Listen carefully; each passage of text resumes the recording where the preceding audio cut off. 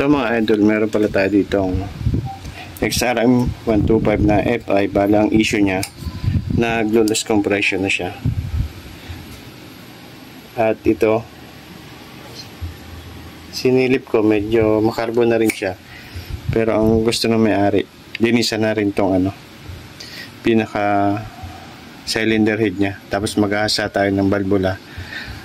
At sinadjust ko na rin naman, mas maganda talaga yung yung babaklasin to. Kasi yung kilometers niya, yan, malaki na rin yung tinakbo. Tapos putol pa yung speedometer. So ibig sabihin, umano na rin to ng mga 50,000 mahigit. Kaya need na talaga ng refresh. Bali, iingatan lang natin yung gasket kasi walang available kahit sa sentro ng daip. Bali, ito babaklasin natin yan. Tapos mamaya papakita ko na lang yung mga carbon niya pag nabaklas na natin. Ito na mga idol, carbon na siya. Bali dito, ayan, malalaki na rin yung carbon.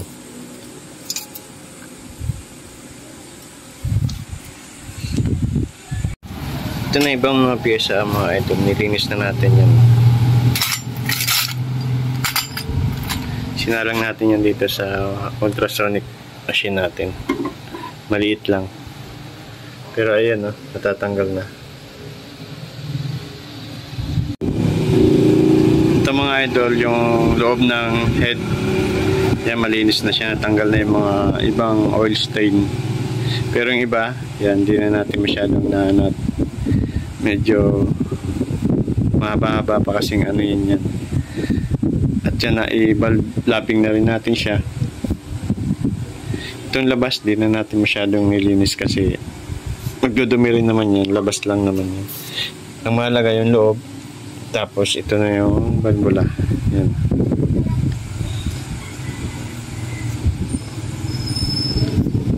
Tapos ito yung exhaust.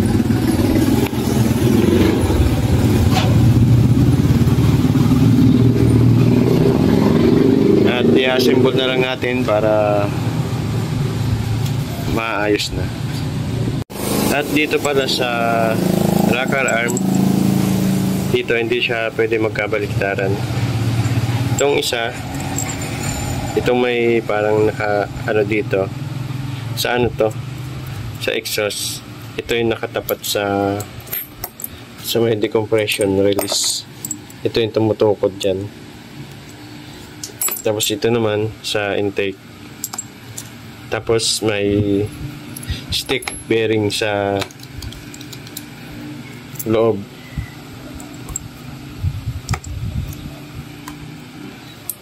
Dapat hindi magkabaliktaran yan pag mag-a-assemble kayo.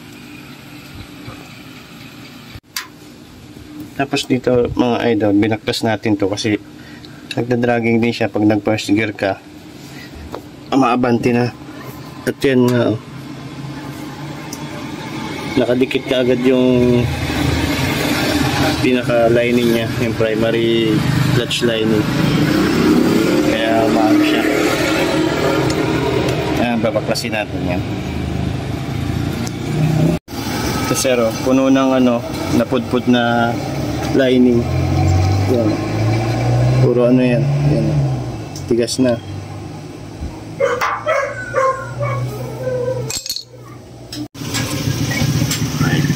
Tigas na ito.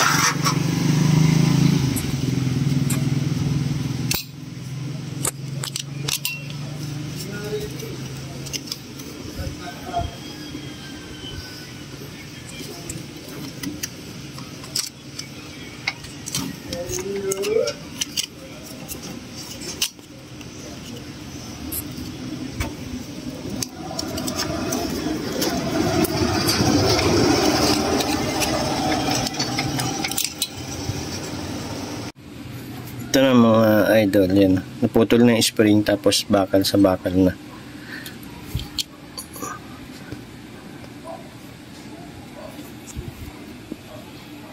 Ito po yung sinasabi kong throttle sensor degree. Yan, 0 siya. Ipo-full throttle ko. Yan, napalo siya ng yan, pasagad ng pasagad yung silinyador. Pagdating ng 60, bagsak siya. Full throttle yan. Bagsak yung degree niya. Yan. Dapat papalo pa po ng 70 plus.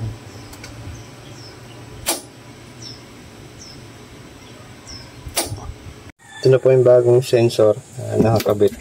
Check mo natin. 00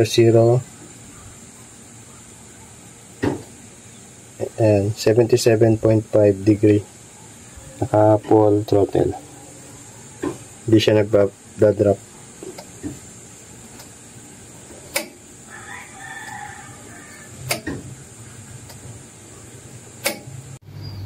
Ito na mga idol, nalinis na natin yan.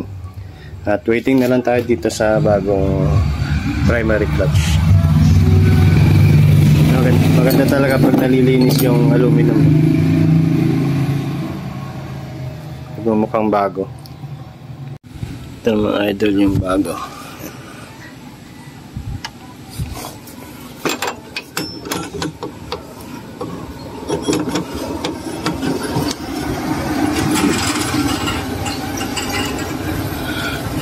At ito na mga idol, nakabit ko na. Ayan.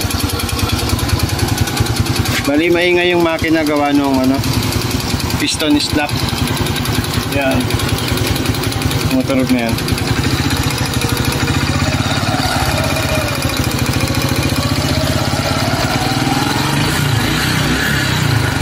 Matahimik siya pero pag bumabalik.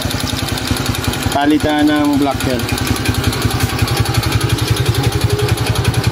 Wala na rin yung dragging niya.